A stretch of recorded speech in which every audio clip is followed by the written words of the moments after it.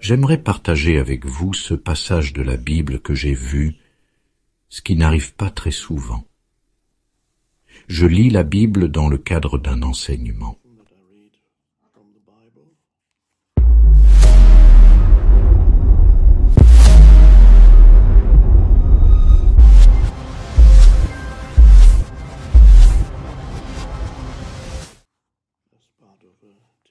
C'est tiré du Nouveau Testament, et c'est une parabole que Jésus raconte, qui est très profonde et tout à fait pertinent pour le temps présent.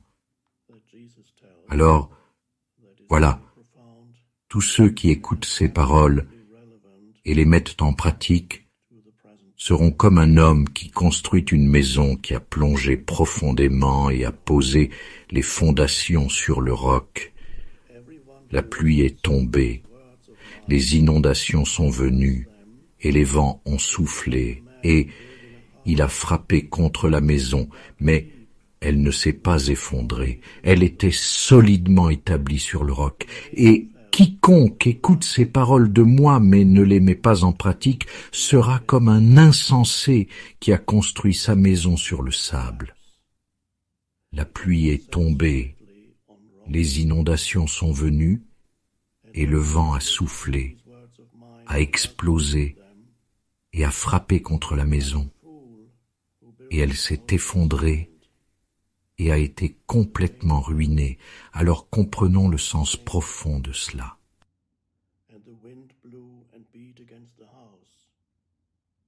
Tous ceux qui écoutent ces paroles et les mettent en pratique signifient évidemment tous ceux qui écoutent l'enseignement et pratiquent l'enseignement. Et bien sûr, l'enseignement de Jésus est de trouver le royaume des cieux qui est en vous, nulle part ailleurs, dans l'espace ou le temps. Trouvez la dimension transcendante du royaume des cieux qui est en vous, qui est une dimension plus profonde ou une dimension supérieure de conscience accessible à tous. Et l'homme qui construit la maison, c'est vous. La maison, c'est vous. Les inondations arrivent. La pluie vient frapper contre la maison de Dieu. Signifie évidemment une forme d'adversité que vous rencontrez pendant que vous vous rencontrerez inévitablement dans votre vie, une forme d'adversité assez extrême, que ce soit au niveau personnel ou, comme nous le vivons actuellement, au niveau collectif, si vous n'êtes pas allé assez loin, car rappelez-vous que vous êtes la maison si vous n'êtes pas allé assez loin.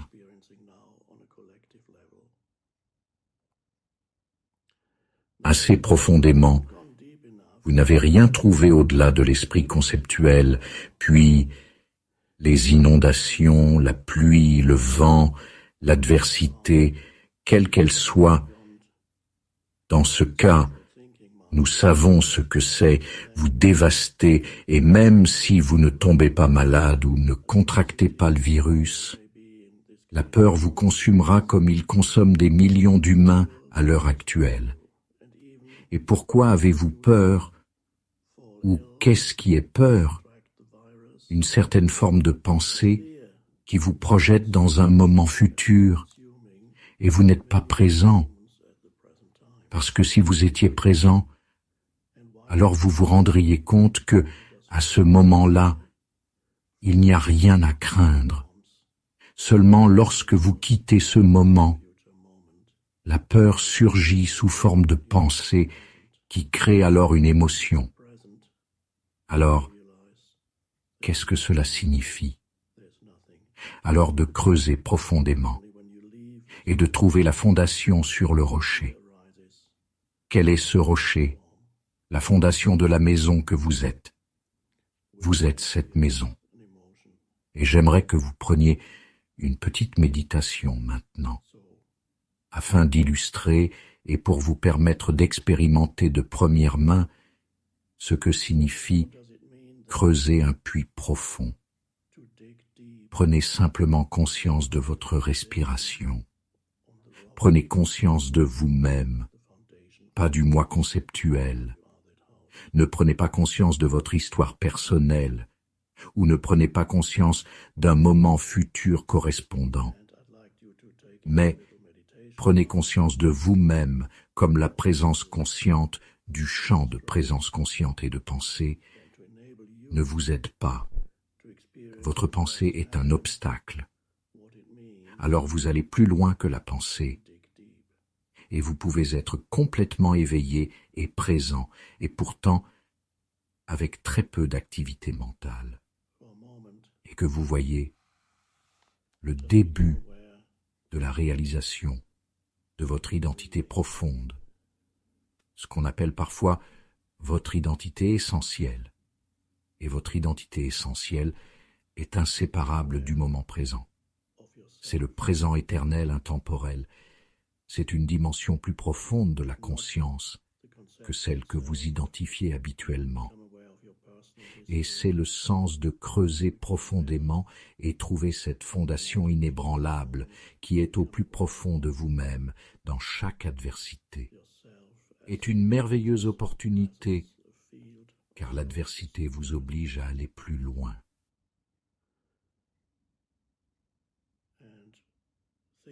L'adversité vous oblige à vous éveiller à la dimension plus profonde de qui vous êtes. Pourquoi l'adversité vous oblige-t-elle? Parce que la vie devient presque insupportable lorsque vous ne vivez qu'à la surface des perceptions sensorielles dans votre esprit conceptuel. Et puis, vous écoutez les bulletins d'information et vous lisez toutes sortes de choses, et tout le monde est dans un état de peur. C'est la maison construite sur le sable. Lorsque les inondations arrivent, le vent arrive, les tempêtes arrivent, la maison s'effondre. Ce qui signifie que, puisque vous êtes la maison dans cette parabole, vous êtes dévasté dans un état d'anxiété extrême.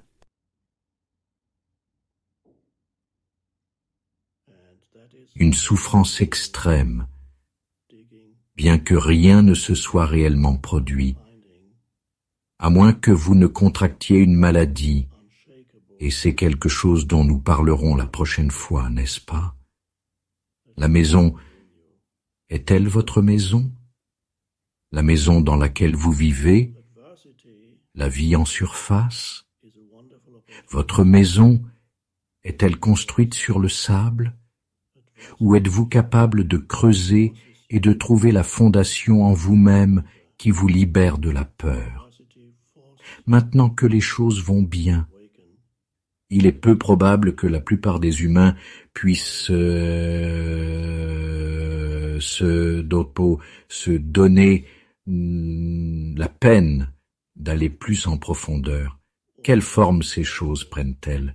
Ok, j'ai hâte pour mon prochain week-end de vacances approche, et quoi qu'il en soit, un bon repas m'attend. Tout est zone de confort. Tu es dans ta zone de confort.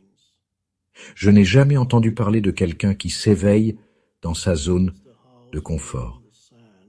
Il n'y a rien de mal avec le confort, n'en profite pas quand ils sont là. Ils durent un certain temps, et puis une forme d'adversité surgit, soit au niveau personnel, au niveau collectif, des formes mineures d'adversité, et parfois d'énormes formes d'adversité, des calamités potentielles, ou le fait que vous pourriez être soudainement confronté au fait de la mortalité, une grande perte, une maladie grave au niveau de la personne ou au niveau collectif, une guerre, des troubles civils, une guerre civile, un effondrement financier, une invasion de votre pays. Il y a toutes sortes de choses qui peuvent se produire.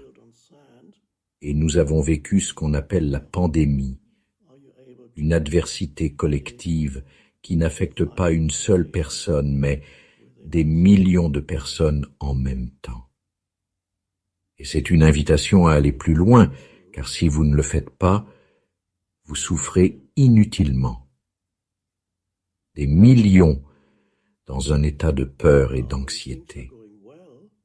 Mais pour utiliser cela comme une opportunité de vous réveiller de l'état de conscience identifié par l'esprit, il se projette continuellement dans le futur sur lequel vous n'avez aucun contrôle. Cet état identifié par l'esprit n'est jamais présent de la conscience. C'est la maison construite sur le sable. C'est une opportunité de venir à cette prise de conscience que vous êtes beaucoup plus profond que vous ne le saviez auparavant. Vous êtes obligé d'aller plus profondément parce que vous ne pouvez plus supporter la souffrance, le malheur ou, comme vous voulez l'appeler, l'anxiété. Et donc, la chose la plus vitale dans toute situation est l'état de conscience avec lequel vous faites face à la situation. Et vous devriez y prêter plus d'attention qu'aux bulletins d'information, quoi que ce soit que vous écoutez et regardez.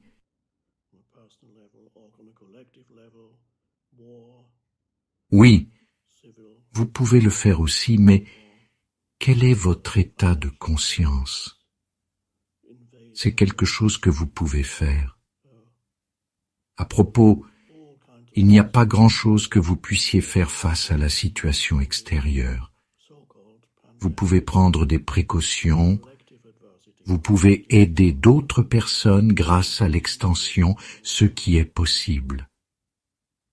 Tout ce qui est bien, vous faites tout ce que vous devez faire, et peut-être que beaucoup de gens sont maintenant obligés de le faire.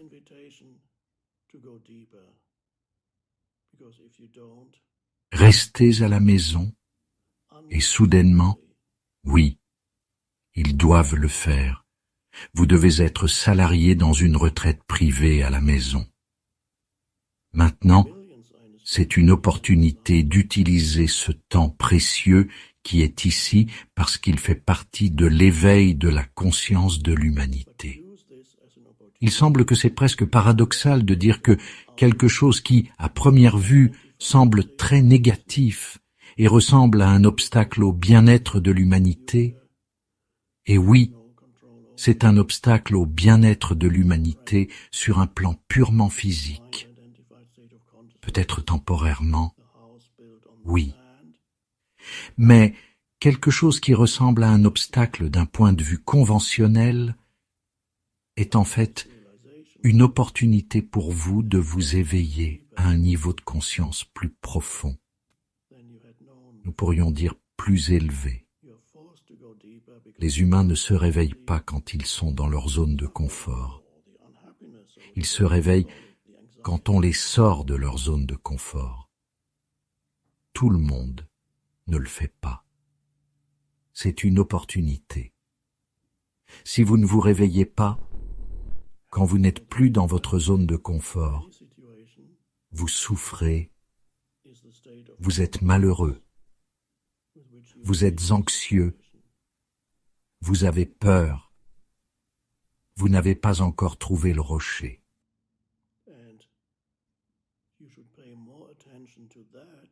La différence entre cette parabole et la vie réelle est que dans cette parabole, l'homme avait déjà les profondeurs de l'obscurité et il avait déjà construit sa maison sur le rocher. Puis, les inondations sont arrivées et ainsi de suite.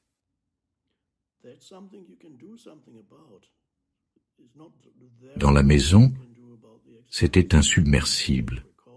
Dans la vraie vie, souvent, c'est le cas que le vent, les inondations, les pluies battent contre la maison, ce qui signifie que l'adversité surgit dans votre vie.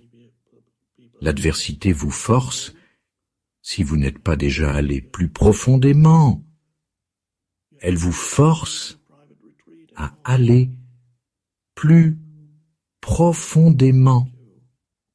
Et il n'est donc pas trop tard pour commencer à creuser maintenant.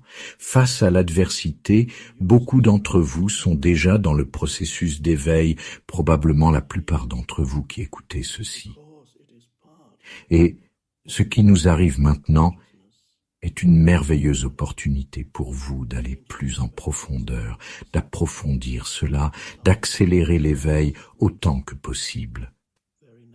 Surtout, chaque fois que vous avez peur, vous ressentez, oui, une façon de dériver dans un état de conscience effrayant et un état émotionnel effrayant.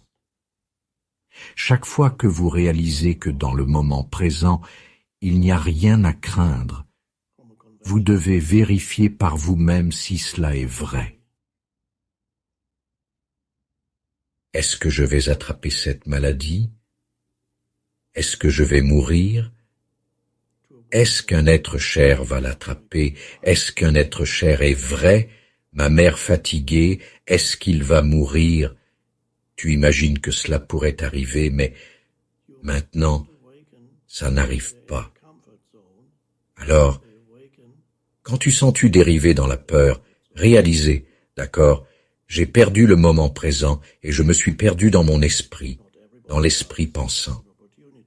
Puis, l'émotion reflète cette activité mentale. Donc, au moment où vous le remarquez, d'accord, j'ai perdu le moment présent.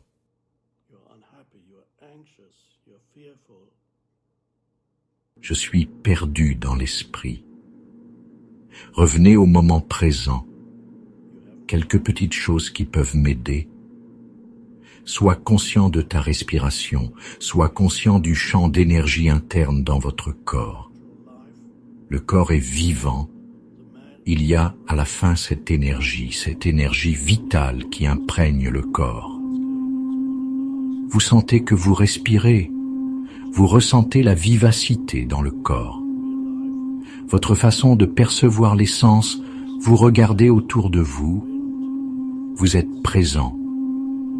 Et puis, lorsque vous prenez conscience de cette présence qui est inséparable de qui vous êtes, cette présence qui est inséparable de qui vous êtes, c'est une prise de conscience incroyable. Il y a plus en vous que la personne. Cette présence est plus profonde que la personne. Et vous aviez besoin de l'adversité pour la trouver ou pour approfondir ce que vous aviez déjà trouvé. Mais ce n'était pas encore une réalisation profonde. C'est donc un moment de grande opportunité. Utilisez-le. Ne le gaspillez pas. Il y a un dicton qui dit que lorsque l'ego pleure pour ce qu'il a perdu, l'esprit se réjouit de ce qu'il a trouvé. Donc, ce qui semble mauvais en surface a une fonction essentielle. Je te reparlerai bientôt. En attendant, sois là, sois présent. Ne te perds pas dans l'esprit, ne te perds pas dans la peur. Trouve et sois enraciné dans ce rocher qui est ton identité essentielle. Merci à toi.